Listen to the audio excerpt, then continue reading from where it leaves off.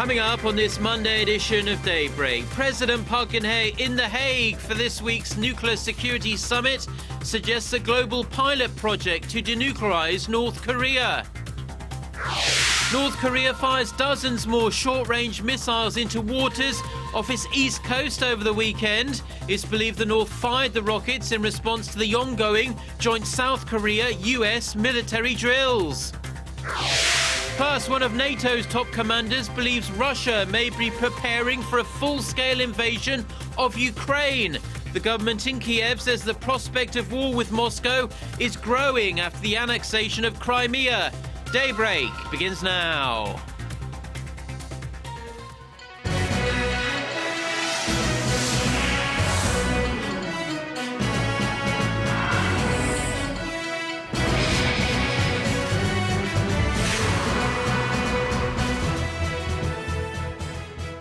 Hello and thanks for joining us. To our viewers here in Korea and around the world, it's 6 a.m. on Monday, March 24th here in Seoul. I'm Mark Broom and you're tuned in to Daybreak. Our top story this morning, President Park Geun-hye is in The Hague to attend this year's Nuclear Security Summit that runs from Monday to Tuesday. In a recent interview with a Dutch public broadcaster that's been airing in the Netherlands, the Korean president proposed a global pilot project to achieve a nuclear-free Korean peninsula. Now, for details, we're going to connect live to our presidential office correspondent Choi You-sun, who is travelling with the president. You-sun. Mark, speaking to Dutch broadcaster NOS in Seoul last Wednesday, President Park suggested the international community launch a pilot project that aims to denuclearize the Korean peninsula. The South Korean president added a nuclear-free peninsula can be achieved if disarming North Korea is considered a starting point towards realizing a world without nuclear weapons. She then urged North Korea's traditional allies, China and Russia, to send a stronger message to the North that it won't have a future unless it gives up its nuclear arms. The president also expressed concerns about the possibility of Pyongyang's nuclear materials ending up in the hands of nuclear terrorists and ultimately prompting regional neighbors to compete in nuclear armament. The South Korean leader said a possible fire at the North Yongbyon nuclear complex could lead to a bigger catastrophe to that of Chernobyl. So, You-sun, I hear President Park has already started her diplomacy drive in The Hague. Yes, she has. The president met with Chinese President Xi Jinping just hours after touching down in the Netherlands. The two leaders are thought to have discussed expanding the Seoul-Beijing cooperation with a great emphasis on security surrounding North Korea's nuclear program. I'll have more details on that meeting on our next newscast. Tomorrow, Monday, here in The Hague, President Park will seek ways to boost bilateral ties with Dutch Prime Minister Mark Rutte and give an opening speech at the Nuclear Security Summit. Mark? OK, thank you, You-sun. And that was our presidential office correspondent Choi You-sun reporting on the president's visit to The Hague. Now, North Korea is continuing its assault on a damning report released last month by the US State Department on the human rights situation in the north. The state-run Nodong Shimbun newspaper on Sunday slammed the annual report that condemned the north for extreme human rights abuses, including extrajudicial killings, arbitrary detention and torture. The paper said the US was unjustly intervening in a sovereign state's internal affairs. Ever since the report came out on February 27th, North Korean mouthpieces have been speaking out against it, going so far as to call the US the biggest human rights abusing country. Now, the North Korean military had a busy weekend, firing dozens of short-range rockets into waters off its east coast on Saturday and Sunday. Sunday's firings were the 7th of their kind in the space of just 1 month. Our Na Hyung-kyung reports. 30 short-range rockets Saturday and another 16 on Sunday morning. North Korea continues to fire projectiles into the East Sea. South Korea's Joint Chiefs of Staff says those launched on Sunday are believed to have been Soviet-era short-range Frog missiles. The firing took place from North Korea's eastern port city of Wonsan between 12:50 and 2:20 early Sunday morning. The rockets flew about 60 kilometers, the same distance as those launched on Saturday. Dating back to last weekend, weekend, the North has fired more than 70 short-range rockets into its eastern waters. Sunday's firing is the 7th time Pyongyang has launched short-range missiles in the past month, an unusually high number, experts say. North Korea claims the launches are part of routine exercises, but military analysts in Seoul believe they are Pyongyang's way of acting out against the ongoing annual joint military drills between Seoul and Washington, which the North denounces as being practice for an invasion. An editorial in North Korea's daily Rodong Sinmun on Sunday says the reason the Korean peninsula has not broken out in war is because of Pyongyang's patience. It added that the only reason the regime has nuclear weapons is to put an end to Washington's persistent threats. Meanwhile, a recent U.S. military report says North Korea spent somewhere between $6 and $10 billion on military expenses in 2010. That's roughly 17 to 23% of the nation's total GDP, placing it atop the list, followed by Saudi Arabia. 나현경, Arirang News. The Korean government has expressed regret over remarks made by a top Japanese government official in which he suggested possibly replacing Japan's landmark apology issued to the victims of its wartime sexual enslavement. Korea's foreign ministry said Sunday that it takes note of Japanese Prime Minister Shinzo Abe's recent remarks on upholding the Kono Statement issued in 1993 and urged the Japanese government to reaffirm its stance. Earlier Sunday, one of Abe's special advisors, Koichi Hakiuda, said a new statement should be drafted if new facts come to light. Now, President Park Geun-hye arrives at this week's Nuclear Security Summit in The Hague without a key piece of legislation in tow. The president was hoping the National Assembly would pass a long-stalled bill on nuclear safety and security before she left, but the rival parties had her leaving empty-handed. The bill is the final step in Korea's ratification of 2 international treaties on nuclear security. Back in 2012, at the last Nuclear Security Summit that was hosted by Seoul, Korea promised to ratify the 2 treaties before the Hague summit. Both main political parties are blaming each other for the hold-up. The main opposition Democratic Party says the ruling Saenuri Party should have pushed for the passage of the bill earlier. The ruling party says the DP is using it to negotiate for the passage of a separate piece of legislation.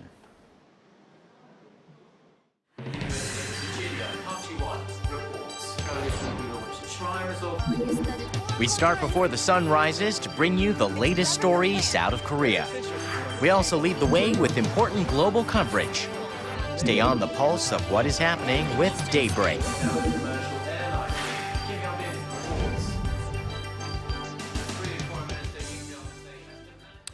Now, is Ukraine under threat of an imminent invasion by Russia? Well, one of NATO's top commanders thinks it is, saying Russian forces gathering on the border with eastern Ukraine may be poised to invade.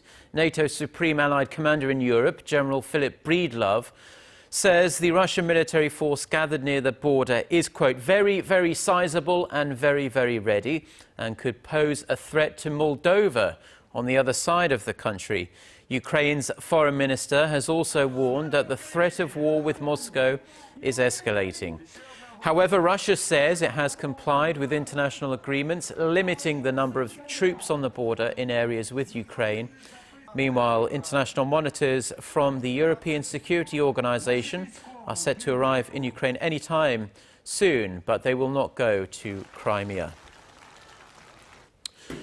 The Korean government has decided to overhaul regulations in 5 promising sectors, as well as regulations that are controlled by more than one ministry, as part of its effort to boost corporate investment and create more jobs. Our Kim Min-ji reports.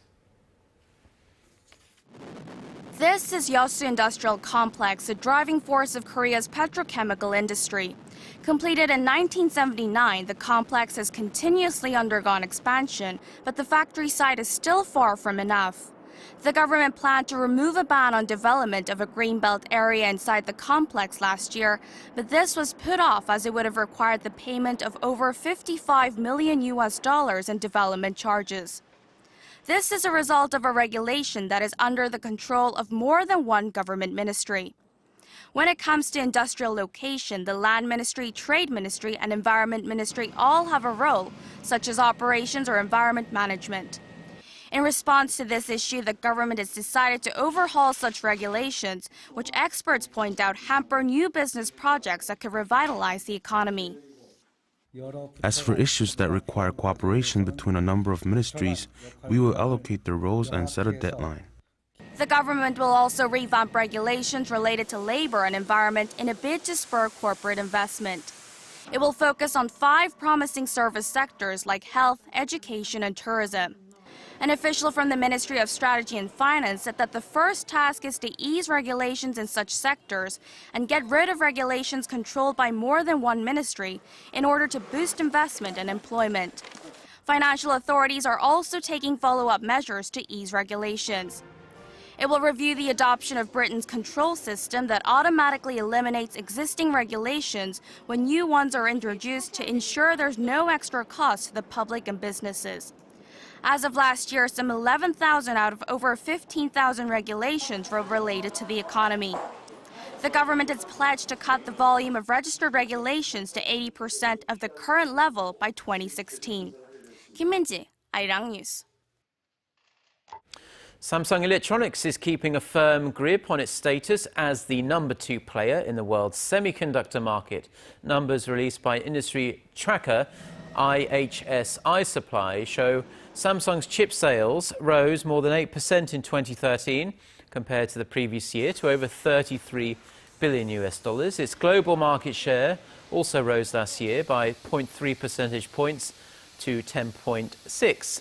Analysts say the rise was driven by Samsung's expansion in the smartphone market, where sales of its mobile DRAMs and NAND flash chips saw an increase.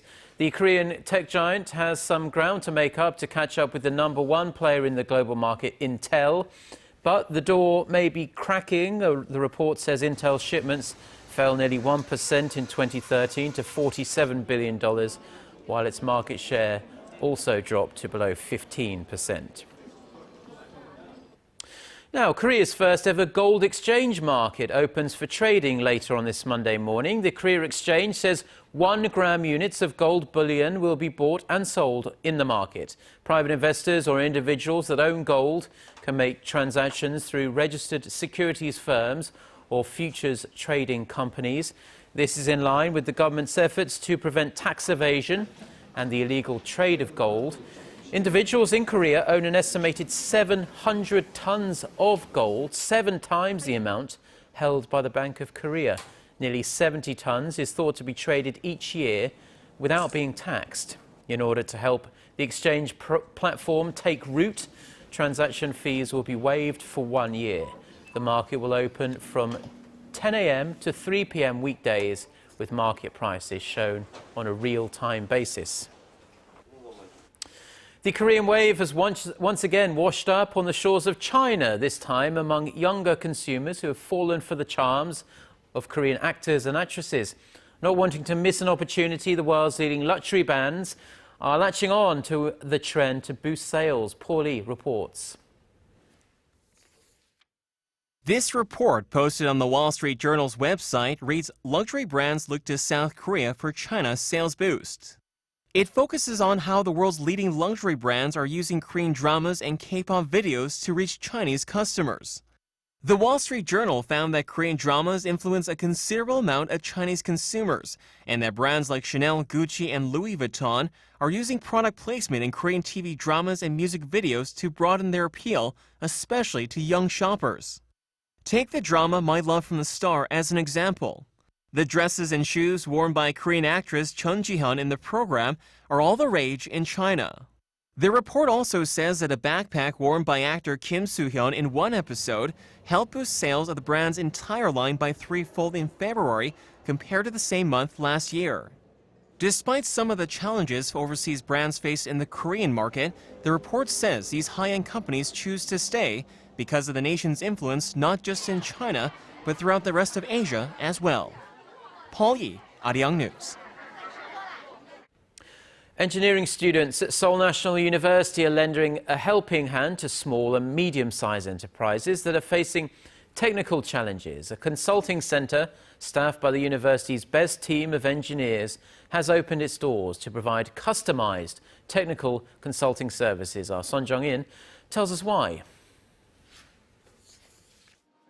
Inside this laboratory at the College of Engineering at Seoul National University, research students are busy working on a better design for semiconductors. They're visited by the CEO of a mid-sized manufacturing company who's asking for advice. I came here to get some help from the university researchers who are developing the latest technologies related to our products. After some discussion, the CEO comes to the conclusion that the technology the team is working on could be of actual help to his company.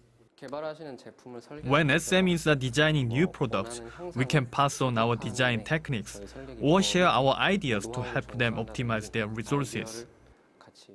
The team of engineers is ready to help the SMEs resolve the technical challenges they face and provides customized services to help them get there so the SMEs can strengthen their foundation and boost their competitiveness in overseas markets. We provide technical consultation as well as training courses that specialize in the areas they need. Now that the Engineering Consulting Center has gotten off the ground, the university plans to have other departments launch similar programs for businesses in the future. Son Jung-in, Arirang News.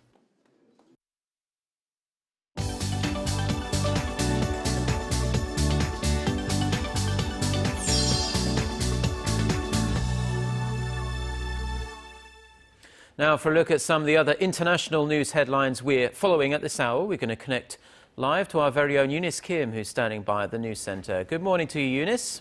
Good morning, Mark. Yeah, investigators have entered week 3 of their search for missing Malaysia Airlines Flight 370. And while there have been no major confirmed finds over the weekend, new satellite data released by French authorities is pointing to the southern Indian Ocean, the same general area that Australian and Chinese satellite data had recorded radar echoes. Now, Reuters cites a Malaysian official as saying that the French data located possible debris in an area 930 kilometers north of the spots covered by Australian and Chinese data as well. One of the objects spotted was estimated to be about the same size as one captured by Chinese satellite. Meanwhile, Australian authorities are trying to relocate a wooden pallet that was spotted on Saturday via a search plane. Bad weather and poor visibility, though, had hampered search efforts on Sunday. Turkey shot down a Syrian plane on Sunday. Turkey's armed forces says it detected 2 Syrian fighter jets closing in on its border and issued 4 warnings before its F-16 fired a rocket that took down one of the Syrian jets. Turkish Prime Minister Tayyip Erdogan issued a strongly worded warning, saying that a violation of his airspace will be followed by a hard slap.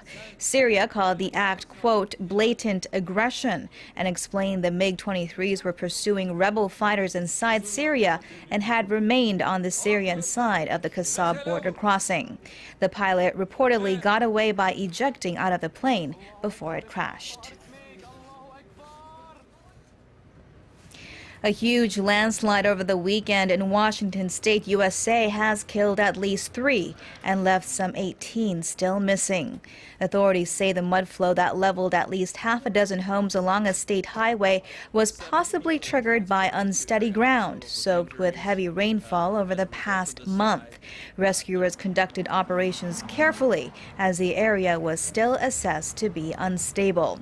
State troopers are also watching the Stiaguamish River, which has been blocked by the landslide. The county has strongly recommended voluntary evacuations in the area north of the river. Newly released documents show the United States hacked into the email servers of Chinese tech giant Huawei 5 years ago. The German weekly Der Spiegel cites secret U.S. intelligence documents leaked by former NSA contractor Edward Snowden in their report.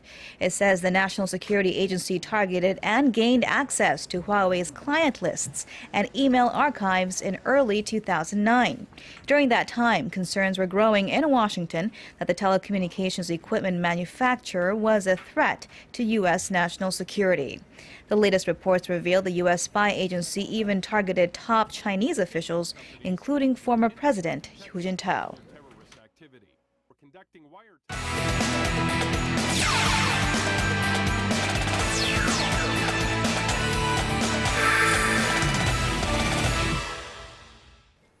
And a good Monday morning to you all as we kick things off down under, where the LA Dodgers swept the two-game series against the Arizona Diamondbacks to start off their season.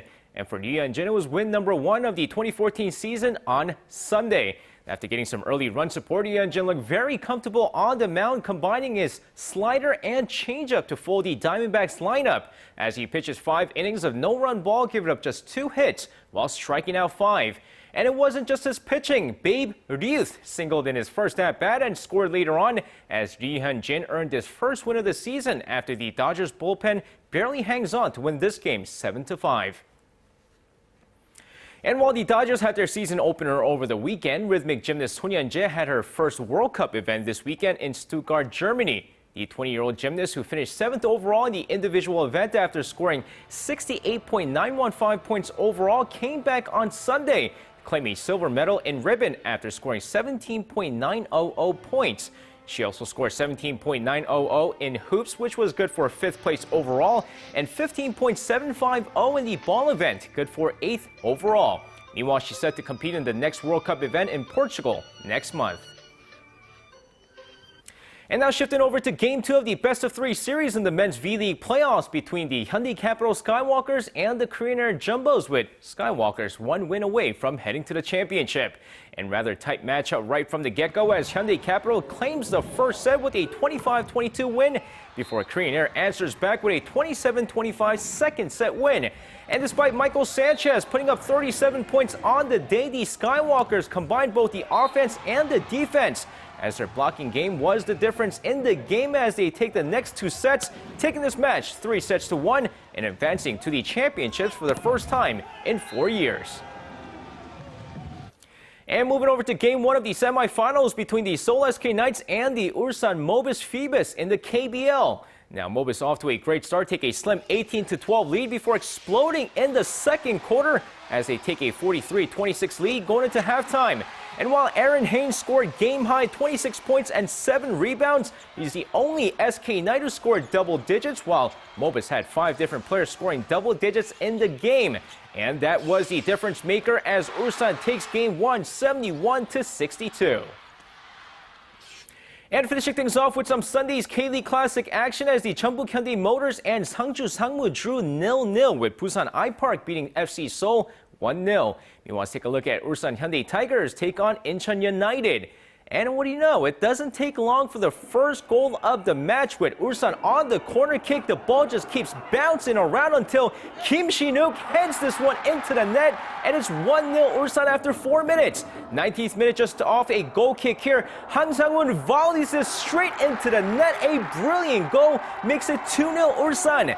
20th minute, Choi Jong-hwan takes down Rafinha, and what do you know, that's a red card. Incheon down a man, and in the 58th, it's that same Rafinha just outside the box, sneaks one past the goalkeeper, 3-0, and that's your final score, 3-0. Ulsan takes this match. And that's going to wrap it up for me. This has been SJ. Have a great rest of the day, and see you guys again for your sports needs.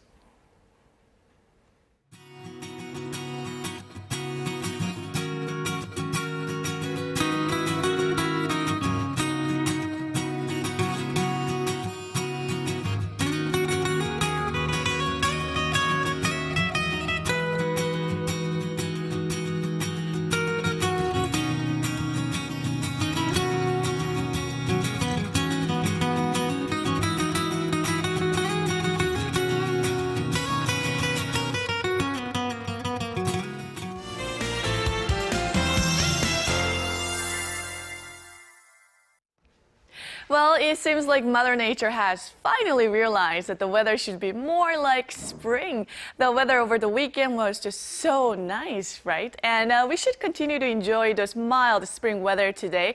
Though most regions are waking up to single-digit morning lows, but afternoon highs will rise to mid to upper teens and even low 20s in some areas this afternoon. And we'll have lots of sun to kick off the day, but more clouds will be moving into the nation. But please please note that the dust and fine dust particles could be moderately high in Gangwon-do and the capital area this morning. Also, the temperature gap between day and night, it could be as big as over 10 degrees Celsius. The morning low in Seoul is starting out at 5, but afternoon highs will rise to 16, and Daegu and Gwangju should top out at 22 and 19 respectively, while Busan gets up to 18 later in the afternoon. Now let's see how other regions are looking. It looks like down on Jeju and Daejeon will climb up to 18, while the top temperature on Mount Keungang will be at 12. Well, it's still chilly this morning, so be sure to dress accordingly and hope you have a wonderful day. Thank you very much, Jiyeon. And those are the stories we have for you at this hour. Korea Today is coming up in about 30 minutes' time, and we'll be back at the same time tomorrow. Until then, goodbye.